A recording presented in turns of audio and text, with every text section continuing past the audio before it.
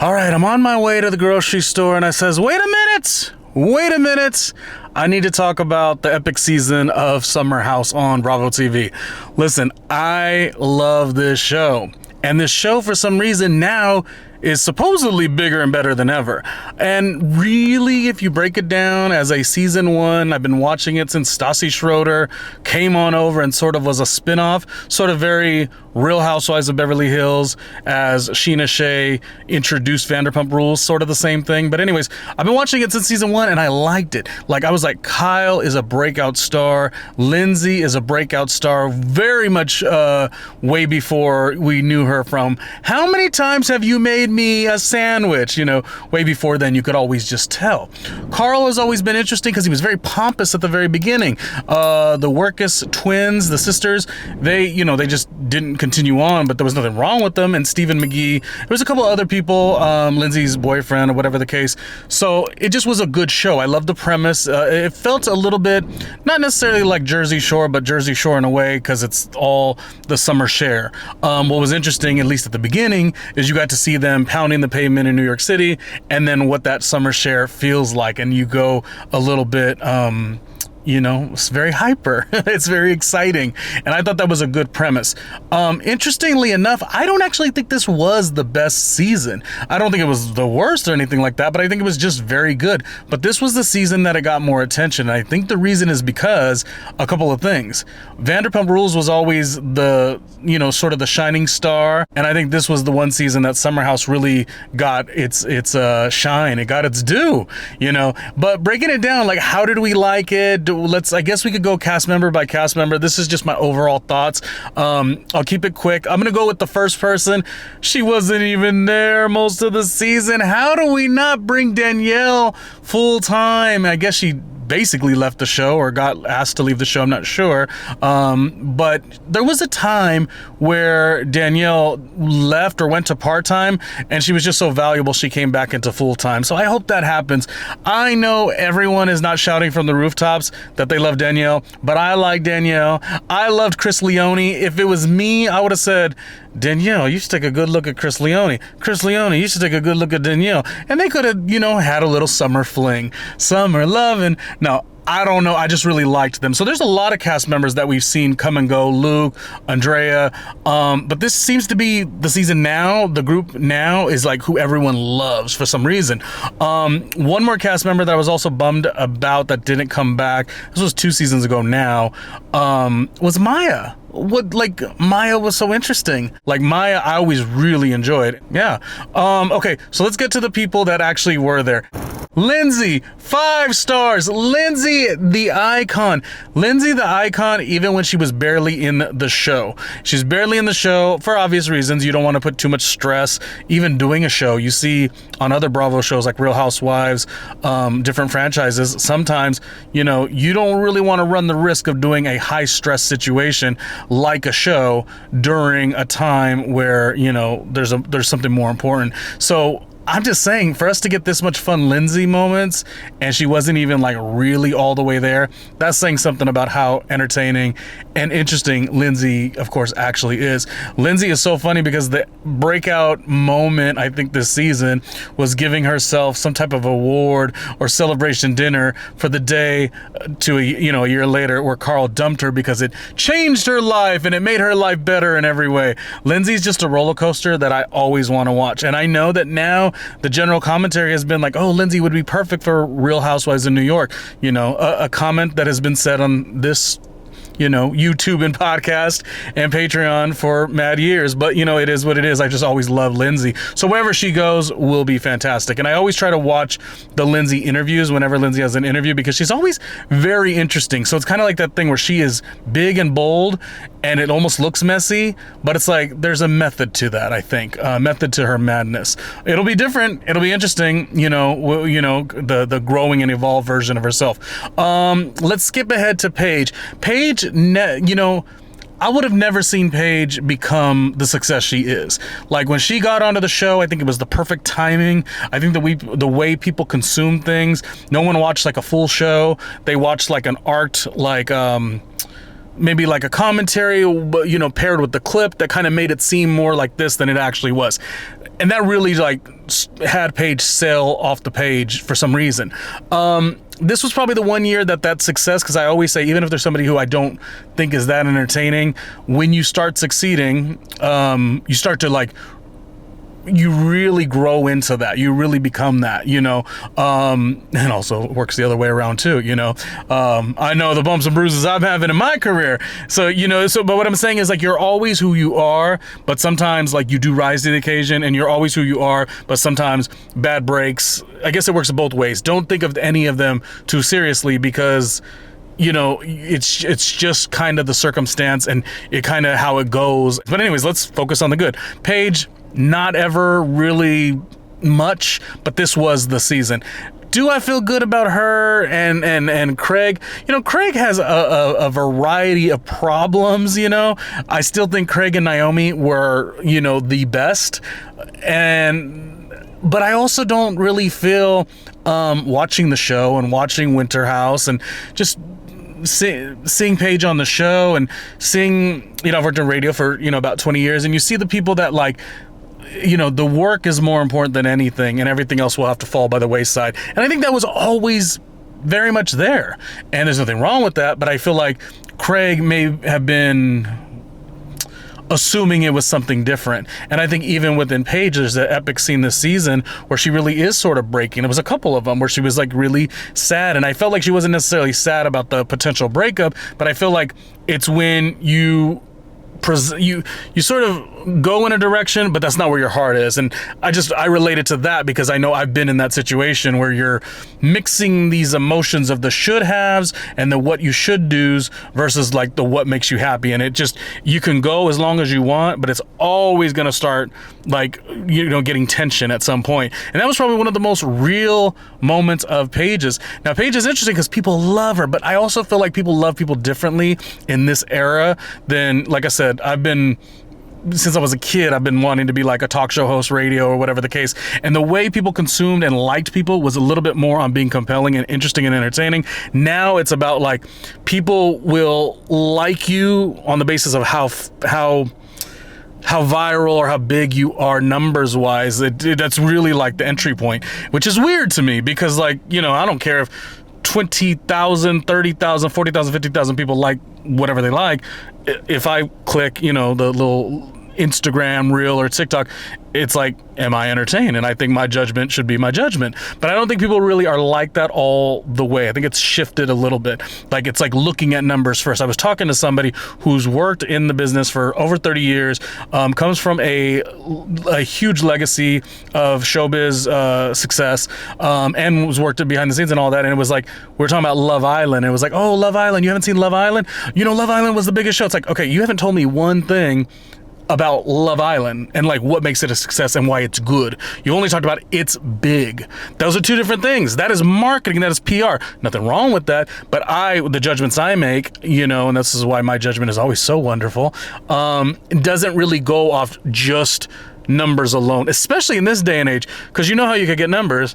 Hello, do we not forget the Tide Pod challenge? Like, that's how you get numbers. You know, you could go poop in public and you probably get viral numbers, but that's not what good is. So just, to me, there's always a difference. But I only really am warm with this one because I do think Paige has grown a little, but definitely would have never seen her from her entry season as doing any of this at all. And her co-host equally, actually Paige I've grown into liking, but not the other one. She's just never been that fun. You know, Hannah has not been interesting, but the success is there, so you know, it's just an opinion, right? No biggie there. But I will tell you this. Let's talk about the people I like. Why is everyone so stressed about Kyle? Kyle's amazing. Kyle should be fun. Amanda, not fun. No, I've always liked Kyle. I don't know why there's such an impression that he's just... to put him in the knucklehead category of like a Shep, and I can understand Shep. Shep, I mean, come on. Austin's a little different because Austin still is also like, come on, Peter Pan syndrome. Maybe we all are, you know? But my point is... Austin's amazing. Kyle's amazing. I just think a lot of times it's so quick to go to a judgment on, you know, oh, Kyle's got to grow up. Peter Pan syndrome. I'm like, these words are being overused, you know, and they really fly in certain 30-second increment platforms, you know, things that don't have like full context, and like a little video clip that like supports, oh, he's been this, and it's like edited in such a way. I always think about it like this show sort of sucks now, not this show, but all shows, because you spend like I assume filming the show with Kyle is nothing but fun. I assume filming the show and being around Kyle, he's like the most entertaining person. But sometimes if you really break it down to this tiny like 30-second thing and, you know, misguide the context, you're like, Kyle, can you believe him? But anyways, I don't know. Everyone can judge how they want. Let's talk about who I love. You all don't get Gabby. You don't understand Gabby. Star. She's a star. I love me some Gabby. And yes, indeed, she's the fashion icon. You know, this does not take away from Paige. She is too. But Gabby is, and it's this thing. It's like, oh, well, we only know Gabby as like, you know, being right next to or going off of whatever Lindsay, and she's just like right there for Lindsay's conversation only.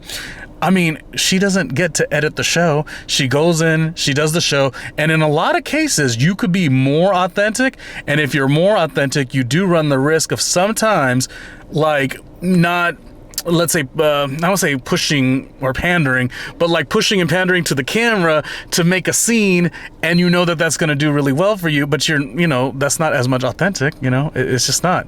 I just think Gabby, again, like what I said with Kyle, you probably, if got the chance to meet Gabby, she'd probably be the coolest one in the group. That's all I'm saying. And that commentary of, oh, she's only under the direction of she's only under, like, if Lindsay needs her, she's like, there to like support, but like Lindsay never asks her, what she thinks or, her stuff about her life. I mean, she doesn't edit the show, neither does Lindsay. And yes, you get generally arced into characters, but like, that's not for good. I say it like this. I always watch cast interviews. So I'll watch like a full interview. Gabby, come to my show. randomlyronniejr.com, patreon.com/randomlyronniejr. And I watch the full interviews because that's how you get to know who's really, how much they are bringing to the table. If you're the most amazing, fly, cool person and that doesn't fit into the storyline synopsis, what can you do? That's not on you. I think Gabby's just wonderful. Who else do we have? West had a hard first season, so I guess he was maybe a little reserved second season. He works at Complex. I worked at the Complex office in New York City, so I know exactly where that building is at. And I think West is cool. Outside of the show is maybe a little harder to do. I think it has genuine maybe even genuine errors from the first season, maybe playing it too hard. But like, I don't think he's like second season, like I think he does want everything to kind of go well. The notion that it's like, oh, he wants everyone to like him. Some people don't have all this drama stuck in them at all times.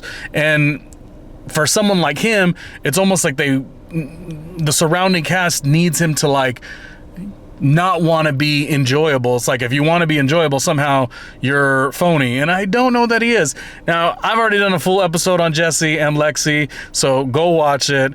And it's really, if you are so much into the team Lexi, because I opened up that episode saying I like them both, it's fine, but you're just not going to want to hear anything, so I won't even really. If you are so like Lexi, and you don't want to hear nothing about like, come on, Jesse was fun, Summer's supposed to be fun, Amanda not fun, there's no point in explaining it because it just was an overwhelming, like, I guess I'll give you a nutshell of what I said. Did he make errors? Yes.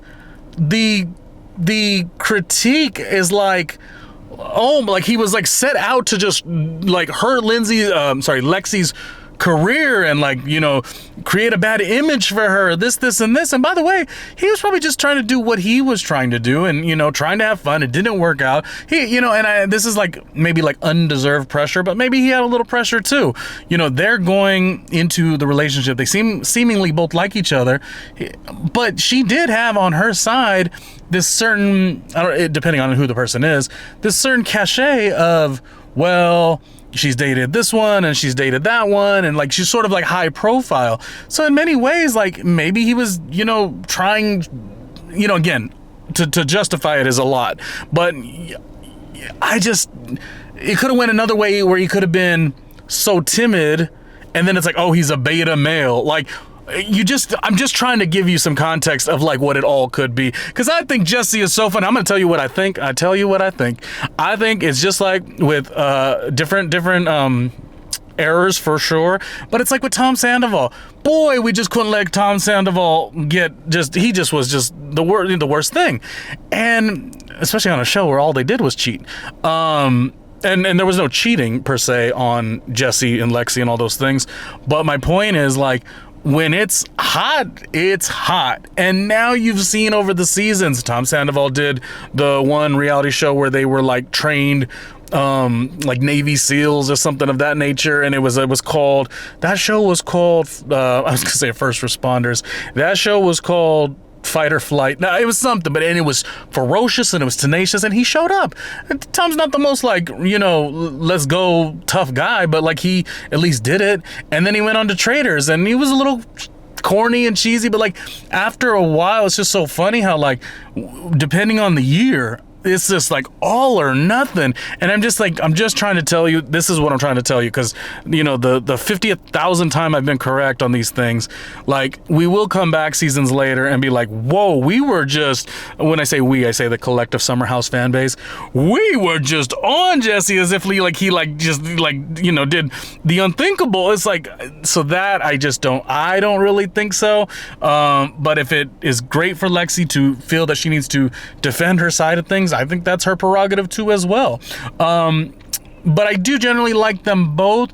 Do I think that she moved much on this show?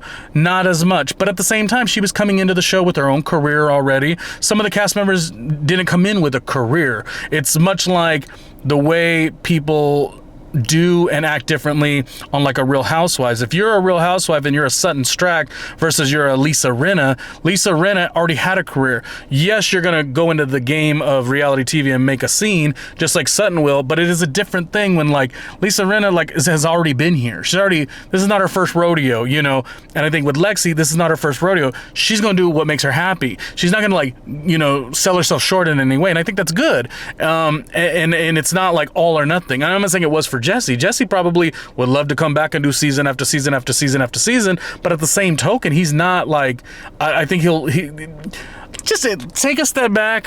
Remember how much we love season 1, Jesse, right? You're gonna tell me he's not still there? Errors and all. The intentions weren't that bad. But now I'm starting to talk like him. I just get so bugged out by like the people that I see, and like I feel just really like have that cool, fun, you'd want to hang out with them New York City energy. I guess he's in Miami a lot too. And then because of the show, they get sort of arcs into this character that's just like, that's all that they are. And it's like, we know that nobody's all of anything, and this is why I tell you, watch a full, I always watch hour-long breakdown interviews and commentary, because I like to know the full story. But a lot of people want to do the 22 seconds. You ain't gonna get a story in 22 seconds. You will not get a story in 22 seconds. Who else is on the cast? We've got Paige, the icon Lindsay. Oh my God, can I talk about the icon Amanda?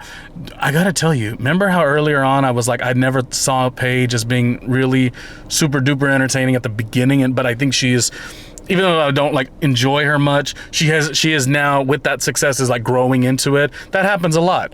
But one of the entry points for me to even be like, oh God, the Paige celebration once again, this was always the most complex thing to me. I loved Kyle. I always thought like Paige and Hannah and Sierra very, very unentertaining. Like the bed thing is, to me, very unentertaining. But anyway, what was always so confusing, and I was like, Paige and them, they have to be interesting, because I go hard in the paint. Look at me with a basketball term. I go hard in the paint for Amanda. Amanda is one of the best to ever do it on this show. She's always had a very interesting point, though, because she's always had an entry point where she's had to, she's had to sort of come through.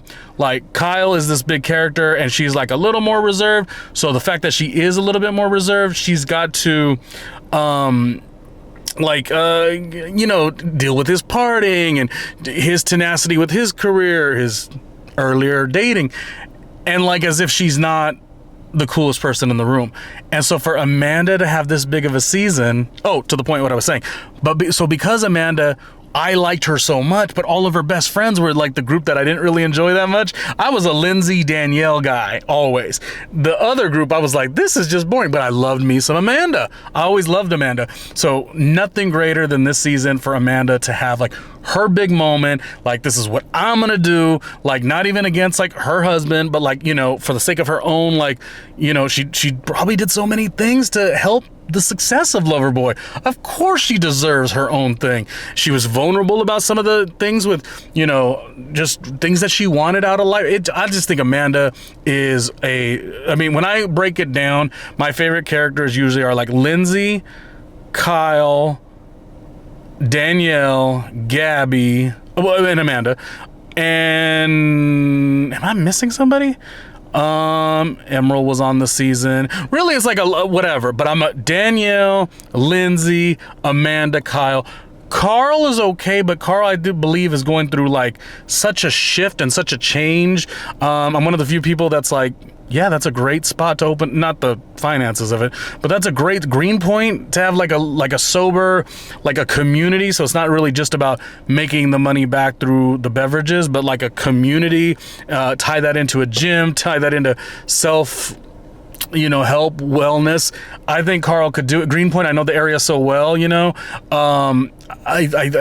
the brick and mortar is going to be. The brick and mortar idea is going to be scary for everybody, and to do it that big, rough, right? I mean, we look at Real Housewives of Atlanta, we got Kenya Moore hair care with, something happens, and then all of a sudden a substantial part of that check, it does not come in anymore. So yeah, that's all there, but I don't know, maybe I'm just being the underdog, like rooting for the underdog, but Carl, to me, because I've been watching since season 1, and he was just obnoxious as can be, almost like overcompensating in a way, but anyways, that's neither here nor there.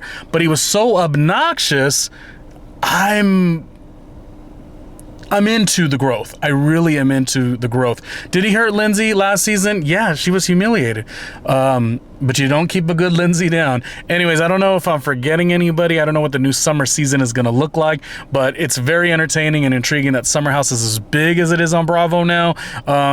Was the ending of this past season, a backdoor pilot for, the gals in New York City? So maybe the thing is like, not Real Housewives of New York and making this the cast, dude, whatever, it could work, but maybe just a backdoor pilot of like really profiling the lives of them in the city. Because what was good about it is you mixed it up. You had Lindsay, brand new, she was a mother, and she's not, she they got pregnant before they got married type of thing. But then you got Amanda, who is married, and then you've got Paige, who, like I said, I struggle so many seasons to enjoy her. She had one of the most tacky, she's not mean, I don't think, but she's just not entertaining. What was the soundbite she had this season?